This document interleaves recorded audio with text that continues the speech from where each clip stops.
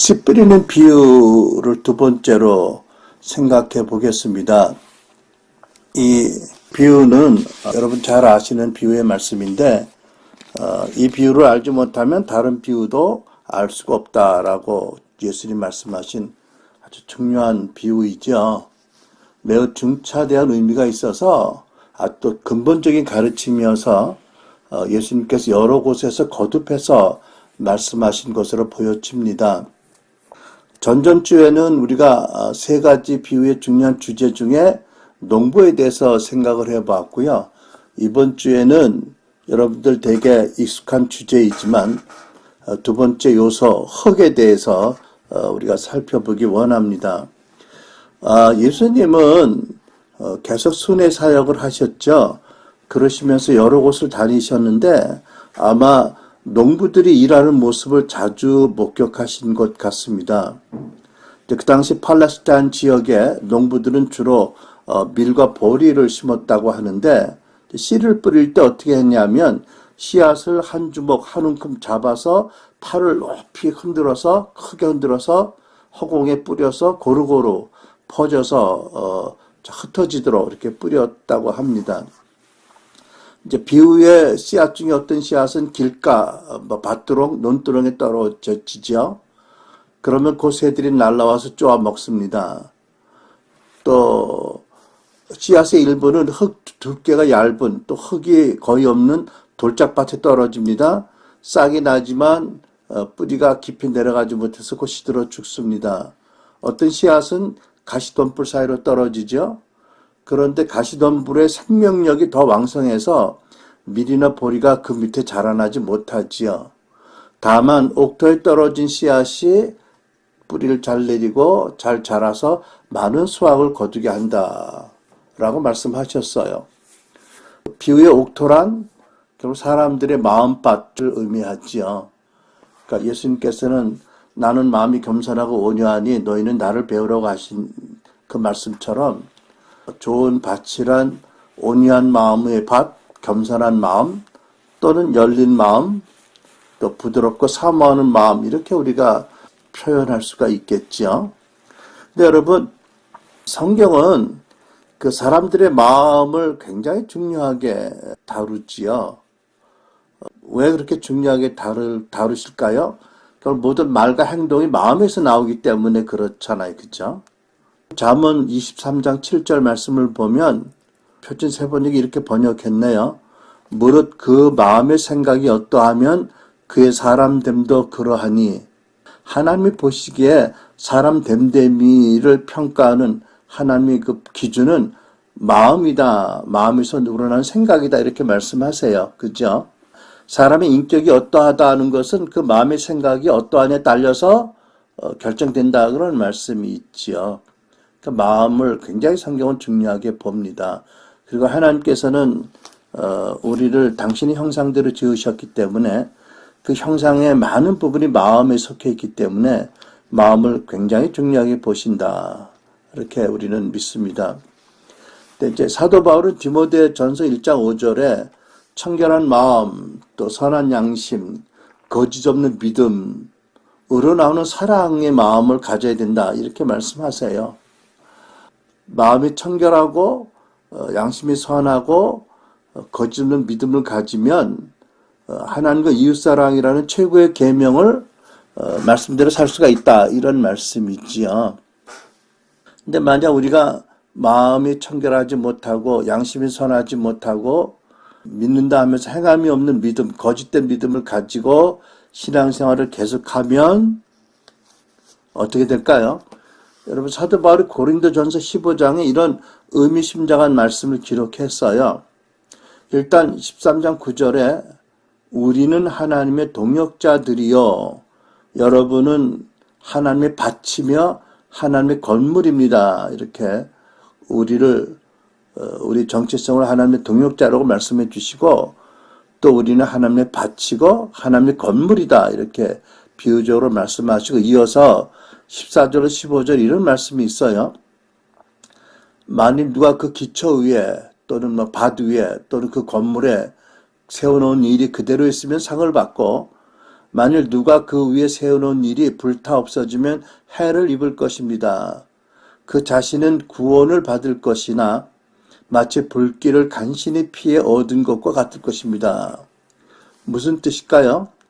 우리 삶에 하나님을 섬긴 행위들이 있는데 그것이 심판의 날에 하나님 앞에 설 때 많이 있었던 것 같은데 아무것도 없는 것으로 드러날 사람들이 있다는 거죠. 그럴 때 겨우 구원을 받아서 천국에 들어가긴 하겠지만 그 주님을 대면하는 첫 순간이 얼마나 고통스러운지 마치 불길 속에서 간신히 피해 나온 것 같은 그런 구원을 받을 것이다. 이런 말씀이에요. 그러니까 불난 집에서 간신히 몸만 피해 나온 사람처럼 심하게 화상을 입은 것 같이 아픈 상태로 아픈 순간을 지내고 자연스럽게 순간이겠죠. 영원한 지옥이 아니니까. 그리고 이제 천국에 들어갈 것이다. 이런 말씀이 있어요. 근데 예수님은 마음으로 그 하나님의 법을 따르지 않으면 더 심각한 경우가 생길 수 있다라고 말씀하셨지요. 마태복음 7장 21절로 23절에 나더러 주님 주님 하는 사람이라고 해서 다 하늘나라에 들어가는 것이 아니다. 하늘에 계신 내 아버지의 뜻을 행하는 사람이라에 들어간다. 하늘에 계신 아버지의 뜻을 행하는 사람이라면 예수님의 마음, 그리스도의 마음을 품은 사람 또는 깨끗한 마음, 선한 양심을 가지고 거주는 믿음의 마음을 가진 사람이다. 이렇게 우리가 풀어서 생각할 수 있겠죠. 결국 마음으로 진실되게 믿고 하나님을 사랑하는 사람이라야 들어간다. 이런 뜻이죠. 22절 그날에 많은 사람이 나에게 말하기를 주님 주님 우리가 주님의 이름으로 예언을 하고 주님의 이름으로 귀신을 내쫓고 또 주님의 이름으로 많은 기적을 행하지 않았습니까? 할 것이다. 그때 내가 그들에게 밝게 말할 것이다. 나는 너희를 도무지 알지 못한다. 불법을 행하는 자들아. 나에게서 물러가라. 여기서 불법을 행한다고 하셨으니까 하나님의 계명, 최고의 계명, 하나님 사랑과 이웃 사랑 없이 능력을 행했다. 이런 판결로 보여지지요. 사람들이 보기에 크고 놀라운 일을 많이 했어도 그 마음이 청결하지 못하고 양심이 선하지 못하고 행없는 믿음으로 어떤 말씀에 대해서 또 그런 믿음으로 우러나오는 사랑으로 하지 않았다면 도무지 천국에 들어갈 수 없다. 이런 말씀이 있죠. 영원히 저주를 받게 된다. 아주 무서운 경고의 말씀입니다. 그러니까 우리에게 있어서 우리의 마음을 어떻게 가꾸고 마음밭을 어떻게 가꾸고 마음을 어떻게 지키느냐라는 주제는 다른 어떤 것보다 더 중요한, 더 심각하게 여길 주제라고 믿습니다. 그렇죠? 건강도 중요하고 경제적인 부분, 사회적인 영역 다 중요하지만 또 사람들이 보기에 굉장히 우러러 받을 만한큼 성취가 있다 하더라도 마음을 바로 지키지 못하면 그 모든 것이 헛것이다. 오히려 재앙이다. 이런 말씀들이 있죠.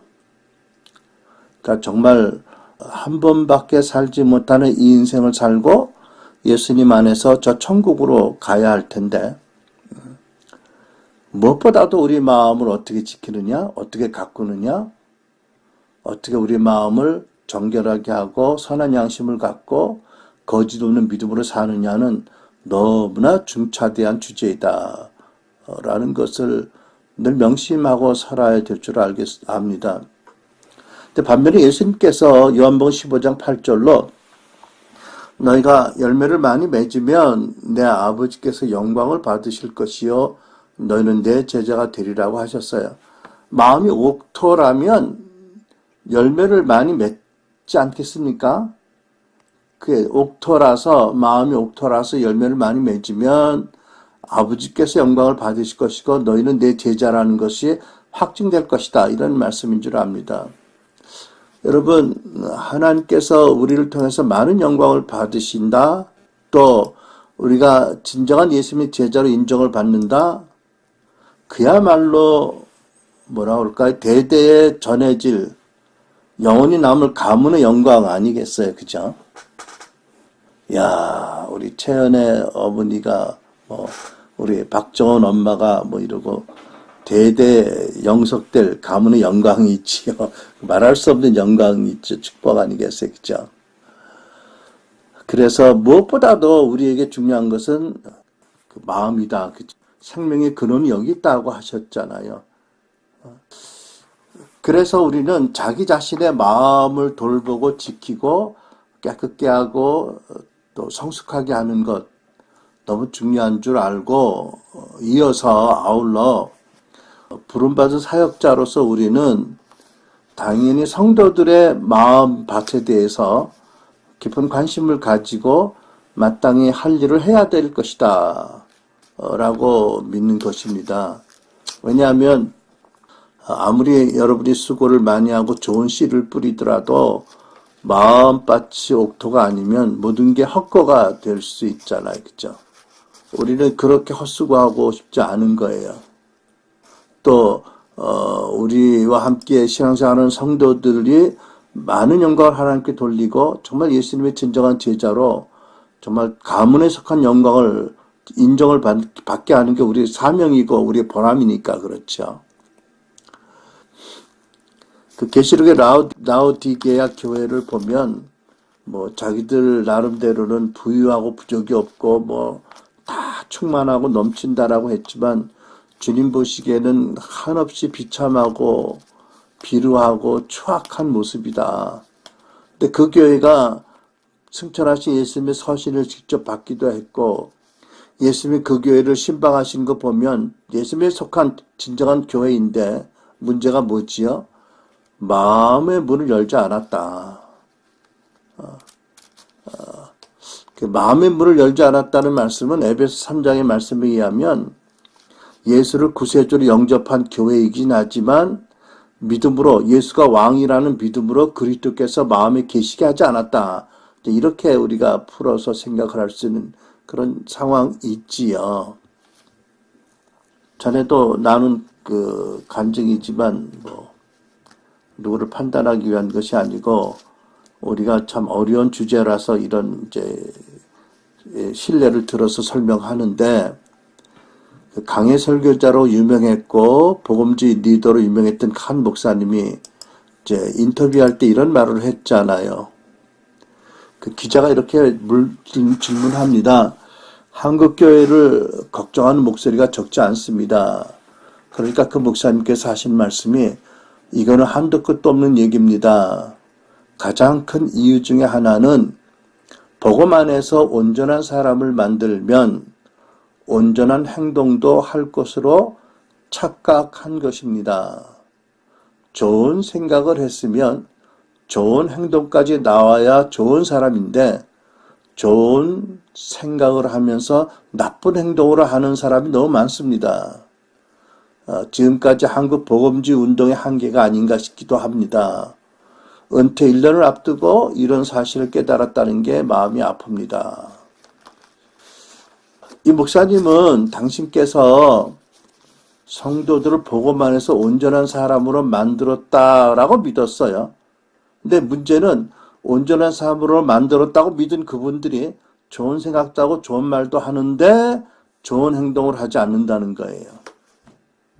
이게 한계인가? 은퇴 1년 앞두고 그제서야 어떤 문제가 있다는 걸 깨달았다는 말씀이거든요. 여러분, 좋은 설교를 들었고 아멘에서 은혜도 받았고 좋은 생각도 하고 좋은 말도 하지만 좋은 행동으로 연결되지 않은, 그래서 좋은 열매 맺지 못하는 이유가 뭐예요? 그 성도들의 그 생각이 변화되는지 혹시 모르겠는데 그 생각의 그릇인 마음이 아직은 변화되지 않았다. 전체적으로 아직은 마음이 성화되고 깨끗하게 되지 않았다. 이런 사실이 명백하게 보이는 거예요. 제 눈에는. 그러니까 사람의 그 지식과 이성과 생각이 마음의 여러 기능 중에 일부라는 사실을 모르고 계셨던 게 아닌가. 예를 들면 그 상담학에서 가르치는 것처럼 사람의 생각하는 그 방식과 관점을 바꾸면 건강하고 행복하게 살 수 있다. 뭐 그런 믿음을 가진 게 아닌가 믿습니다. 마음 전체를 다루지 않고 생각만 바꾸어서 그러니까 사람이 또 이성적으로만 사는 존재가 아니잖아요. 그죠? 사람이 이성적으로만 생각하는 존재라면 세상은 이렇게 되지 않았을 거예요. 사람의 행동을 지배하는 많은 요소들이 있어요. 그죠? 이성적인 생각 외에도 우리 안에는 우리가 알지 못하는 강한 세력들이 우리 행동과 감정과 그때 순간의 판단을 이렇게 끌어가는 것이 있잖아요. 그죠? 그러니까 사도 바울도 로마서 7장 하반절을 보면 내 마음의 생각은 하나님의 말씀대로 선하게 살고 싶은데 내 안에서 강하게 끌어가는 세력이 있다.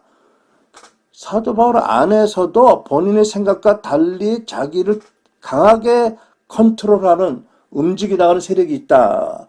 이 곤고한 이 비참함에서 누가 나를 구원하라 이렇게 소리 질렀는데 아마 이런 부분에 대해서 달리 생각을 하셨던 것 같습니다. 여러분, 예수님이 이 비유를 말씀하신 목적이 뭐예요? 바로 이겁니다. 아무리 좋은 씨를 뿌려도 아무리 농부가 훌륭해도 사람들의 밭이 옥토가 아니라면 추수 못한다. 그렇잖아요. 그죠? 이게 예수님 말씀하신 목적이에요. 그러니까 이제 제자들이 파송을 받아서 나갈 텐데 너희들이 순전한 천국 복음의 씨를 뿌려도 듣는 사람들의 마음밭이 달라서 결과가 많이 다를 것이다. 미리 알려주신 거예요. 그러니까 예수님은 제자들이 이 진리를 알고 사역의 성과가 단기적으로 좋지 않더라도 실망하지 말고 일단 믿고 구원받은 사람들의 마음을 계속해서 성화시켜라. 변화시켜서 좋은 마음을 갖게 하라. 이렇게 당부를 하시기 위해서 이 비유를 주신 거 아니겠어요? 그래야 영적 아기들이 성장해서 영적 청년이 되고 또 아비들이 된다. 그래야 최고의 계명에 헌신하고 그래야 지상계명에 헌신한 제자들이 세워진다. 마음은 상당한 그런 그 과정과 노력과 은혜가 부어져야 변화되는 것이다. 그렇게 알고 너무 쉽게 낙심하지 말아라. 이런 뜻 아니겠어요. 그죠? 자, 그러니까 각 사람은 자기의 마음밭을 기경해서 하나님 보시기에 옥토가 되는 깨끗한 마음, 좋은 마음을 가꿀 책임이 각자에게 있어요. 그런데 이제 리더들에게는 그런 부분에 본이 되어야 될 책임이 있죠. 그죠? 성도들 앞에서. 그리고 예수님께서 제자들을 변화시킨 것처럼 우리도 예수님의 본을 받아서 우리와 함께 모이는 성도들의 마음을 변화시키는 데 책임이 있잖아요. 그죠? 우리는 성경에 마음의 치유와 변화와 성화에 대한 많은 계시의 말씀이 있는 걸 알아요. 이 말씀을 알고 먼저 우리에게 적용하면서 우리가 이 말씀을 가르치고 이 말씀이 이루어지도록 기도하고 은혜를 구하게 하는 것이 리더 책임이 있잖아. 그렇죠? 아, 나는 뭐 진리대로 가르쳤으니까 뭐 하든 안 하든 지 몫이야. 뭐 이렇게 하는 것은 목회자로서의 책임 있는 태도는 아닌 거 아니에요. 그렇죠? 나는 복음을 잘 가르쳤어. 나는 좋은 설교했어. 또 자기들이 내 앞에서 좋은 말을 해. 나는 그것이 끝이야. 그거 아닌 거지요. 그렇죠? 여러분 예수님을 보면 계속해서 순회 전도 사역을 하시면서 그 복음의 씨를 널리 뿌리셨지요. 동시에 제자들과 함께 공동체 생활하시면서 계속해서 그들의 마음을 말씀의 빛으로 비춰주시고 말씀의 물로 씻어주시고 그들의 마음을 기경하고 깨끗게 하셨어요. 그러니까 이 시대를 살아가는 예수님의 제자로서 우리도 예수님의 그런 본을 따라야 된다는 말씀이죠. 그러니까 우리가 복음서를 보면 예수님의 원제자들 중에서 출신 가정이나 교육 정도나 교양적인 면에서 그 시대 사람들 중에서 탁월한 사람들을 뽑았다 이런 증거는 없어요. 아니 거의 그렇지 않고 평범한 사람들을 제자로 부르셨잖아요. 그 중에서 보면 이제 야고보 요한은 제자들 중에서는 경제적으로 부유한 집안에서 자라났는데 웬일인지 성격이 얼마나 다혈질인지 보아너게 우리 아들이다라는 별명으로 불리워졌어요. 베드로도 얼마나 급한 성격이 충동적인 성격의 사람이었어요. 그런데 이들이 3년 동안 예수님을 따르고 특별히 성령이 임하신 다음에 사도행전으로 넘어가면 놀랍게 변화된 모습으로 나옵니다. 요한은 나중에 사랑의 사도라는 놀라운 성자로 추앙받는 존재가 되지 않았어요. 얼마나 큰 변화예요. 이것이 우리들의 사명이다. 여러분, 우리가 가정교회를 하면서 많은 성도들을 책임지는 리더들이 아니지만 사도 바울은 내가 너희들 안에 그리스도 형상이 다시 이루도록 해산하는 수고를 하랴라고 한 것처럼 예수님이 그렇게 제자들을 변화시키신 것처럼 그게 우리들의 엄중한 사명 중에 하나인 거예요. 사실은 제자운동의 관점에서 보면 숫자보다 더 중요한 것은 이러한 것이지요. 그러니까 예수님의 제자들이 한마디로 처음부터 옥토의 마음밭을 가진 사람이 아니었다는 거예요. 그러니까 누가복음 6장을 보면 45절에서 49절 예수님께서 그들에게 어찌하여 나더러 주님 하면서도 내가 말하는 것은 실행하지 않느냐라고 지적하셨어요. 그러니까 그들의 마음 안에 그 어떤 나쁜 쓴뿌리들, 많은 쓴뿌리들, 또 돌 같은 마음, 트라우마 같은 그런 많은 돌멩이들이 있었다. 그것을 드러내야 된다. 그리고 주처를 반석에 세워야 된다. 이렇게 말씀하셨잖아요. 그죠? 요한도 아까 얘기했지만 왜 그런지 알 수 없지만 아니 자기 일행을 박대한다고 물론 자기보다도 예수를 먼저 생각했겠지만 아무리 그렇다로 서기니 하늘에서 불을 내려 저들을 다 태워 죽이자고 날뛰는 그런 모습은 도무지 어느 마음에서 나온 걸까요? 참. 근데 이제 이런 예들이 성경에 있는 게 너무 감사한 게 그런 그가 변화되었다. 아, 우리에게 소망이 있다. 우리도 낙심할 건 아니다. 이런 이제 격려 차원에서 우리가 또 받아들일 수 있는 은혜가 있습니다. 그렇죠? 아무튼 여러분, 우리가 먼저 여러분과 내가 마음에 치유받을 것을 치유받고 쓴뿌리들이 십자가를 못 박아 죽게 하고 그래서 점점 우리 마음이 깨끗해지고 변화되고 성화되어서 그리스도의 마음을 더 마음이 품는 여러분 되기를 축복합니다. 그리고 우리가 만나는 사람들 또 가진 교회에 모이는 성도들을 또 그렇게 되도록 지도하고 본을 보이고 또 기도하고 인도해야 될 줄 믿습니다. 예수님께서 제자들에게 하셨듯이 그죠? 계속 참으시고 말씀으로 계속 가르치시고 또 씻어주시고 기도해 주시고 본을 보이셔서 또 성령 계속해서 충만하게 임하도록 임파테이션도 기도해서 그렇게 되도록 하는 것이 우리의 사역의 목적의 하나인 줄 압니다. 그래서 많은 열매를 맺으면 아버지께서 영광 받으시고 우리가 예수님의 제자인 것을 주님께서 친히 인정해 주실 줄 믿습니다. 한국교회는 아까 그 대표적인 목사님이 그러셨던 것처럼 그동안 성경 공부, 제자훈련, 기도훈련, 예배훈련, 선교사역훈련 열심히 잘 가르쳐 왔습니다. 다 좋은 것이고 성경적인 것이 필요한 거지요. 그러나 그것만으로는 충분하지 않다는 사실을 이제는 인정해야 될 것 같습니다. 이제는 성도들의 마음밭에 대한 성경적인 고찰과 성경의 계시에 따르는 사역을 받아들여야 된다라고 믿습니다.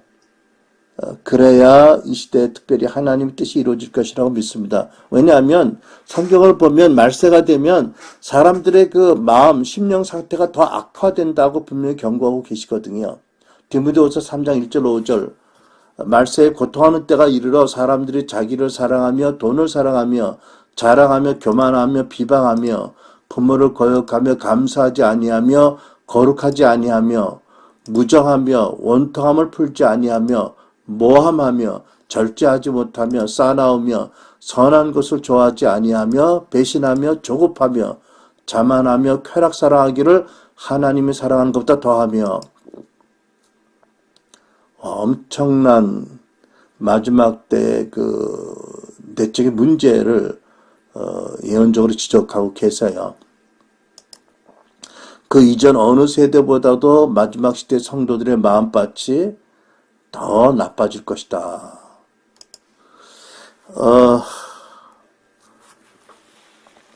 여러분, 우리들 세대에는 가정이 요즘같이 이렇게 그 핵가족화되지 않았잖아요. 그리고 아버지의 역할, 성경적 역할은 기대할 수 없었지만 그래도 어머니들이 자녀들하고 많은 시간을 보내면서 자녀 양육에 대해서 어머니들이 많은 짐을 져오셨어요. 근데 오늘날은 출산율도 지극히 나빠진 상태에 있는데 그게 이제 결국 여성들의 캐리어, 뭐 다른 이유도 있지만 이제 캐리어 때문에 결혼해도 출산하지 않는다 이런 것이 사회 문제가 되어 있잖아요. 그렇게 보면 요즘 자라난 그 우리 손주 세대들의 문제는 어떤 면에서 다 그렇진 않겠지만 아버지도 없고 어머니도 없는 유치원 뭐 이런 교육기관에 위탁되어서 보내는 시간이 엄청 많은 그런 세대가 되었잖아요. 아마 그래서 말세에 더 내적인 상태가 악화될 것이라고 하나님께서 미리 성경에 기록해 두신 것이 아닌가라고 좀 이해가 됩니다. 그러니까 여러분 더구나 우리는 이 말세를 사는 우리들은 이 성경이 이렇게 지적하는 이런 시대적인 문제들을 외면해서는 안 되는 거지요.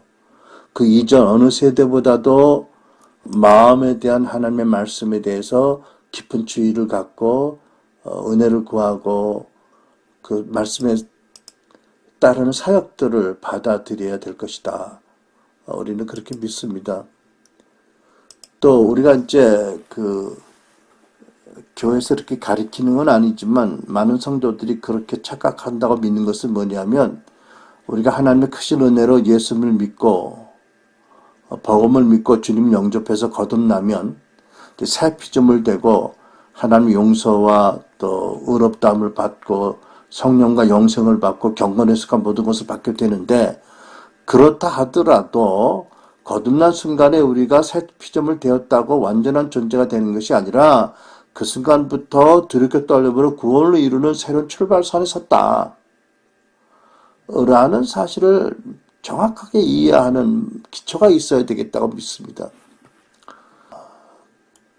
그래서 예수님의 제자들이 지적을 받은 대로 마음에 뭐가 있는지를 살펴서 그 안에 어떤 크리스찬으로서 있어서는 안 될 잘못된 거짓말, 세계관 뿐만 아니라 상처로 인한 응어리들, 용서하지 못한 그런 파이어볼, 불덩어리들이 있는지 어떤 쓴뿌리가 있는지 이런 것들을 보면서 말씀에 따라서 회개하고 십자가 앞에 가져 나오고 못 받고 그리스도의 반대의 마음을 구하는 이런 사역이 자상하게 또 성령을 따라서 풀어져야 마지막 때에 대한 하나님 뜻이 이루어지지 않을까 그렇게 저는 믿는 거지요.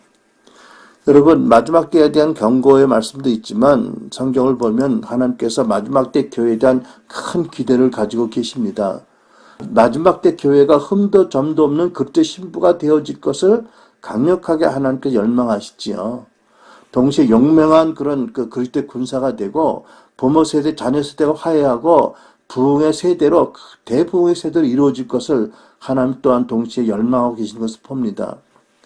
이렇게 이런 하나님 뜻이 이루어지려면 그래서 하나님 나라 영광 중에 나타나려면 초대교회 거룩과 능력이 회복되어지려면 무엇보다도 마음에 대한 사역이 일어나서 원래 그 예수님의 원제자들, 사도들이 그랬던 것처럼 그리스도께서 그들의 마음에 계셔서 그들을 통해서 일하시게 해야 되지 않겠느냐? 라고 우리는 믿는 거지요. 근데 그렇게 하기 위해서 에베소 3장 말씀처럼 성령의 능력으로 속사람이 강건하게 되고 그리고 그리스도께서 우리 마음에 계시도록 해야 되고, 그래서 골로새 1장 말씀처럼 우리 속에서 능력으로 역사하시는 그분의 역사를 따라 힘을 다 수고하되 초대교회 거룩과 능력을 나타나는 교회가 되어야 된다. 이게 우리의 염원이고 우리 기도 제목입니다. 우리가 이 기도 제목에 부응해서 계속해서 우리 마음을 기경하고 우리 마음을 주님께서 다루시고 더 나아가서 주님께서 우리 마음에 계시는 것을 경험하면서 사도들과 같은 그런 사역을 하는, 그리고 하나님께 영광을 돌리는 그런 우리 교회 여러분과 제가 되고 많은 교회가 그렇게 되도록 우리가 기도하고 애써 은혜를 구하고 나아가야 될 줄 믿습니다. 네, 기도하겠습니다.